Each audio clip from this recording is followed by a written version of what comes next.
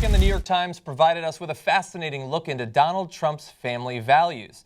Now, this is a story that stretches back a couple of decades, so a little bit of history. Now, Donald Trump always had a tumultuous relationship with his brother, Freddie Trump, who declined to join the family business, instead wanting to follow his dream to become a pilot.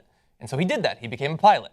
Unfortunately, somewhere along the way, he also became an alcoholic, and in the 80s, he ended up dying of his alcoholism. Now, that's not the problem for Donald Trump. The problem comes about 2 decades later. We're going to jump ahead to 1999, when his father, Fred Sr., died. At that point, the roughly $20 million inheritance was divided up among his children and their descendants, other than my son, Fred C. Trump Jr., according to the New York Times, referencing the will. So they all got money, except for the alcoholic pilot, unfortunately, in this case. Now, understand that Donald Trump had helped draft that will. At the time, Freddie Trump's children sued, claiming Donald Trump and his siblings had used undue influence over their grandfather, who had dementia. Now, of course, we can't allege that and understand that they have a huge monetary incentive to say that, but just the idea, I find it a little bit plausible that Donald Trump would go to his brain-addled grandfather in his time of need as his health is failing and convince him to cut out of the will the brother that Donald Trump hated at that point. Now, this is where it gets bad, though. Donald retaliated to the lawsuit that the kid started by withdrawing the medical benefits he had promised to his nephew's infant son, who suffered from seizures that led to cerebral palsy, according to the Times.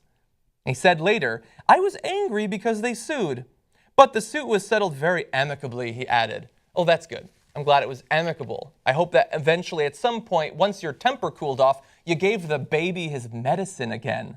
But maybe Donald Trump has a point. Maybe he is right to be angry. After all, why should his brother's kids think that they're entitled to that inheritance money simply because of who their father was? No, it's Donald Trump who deserves the money simply because of who his father is.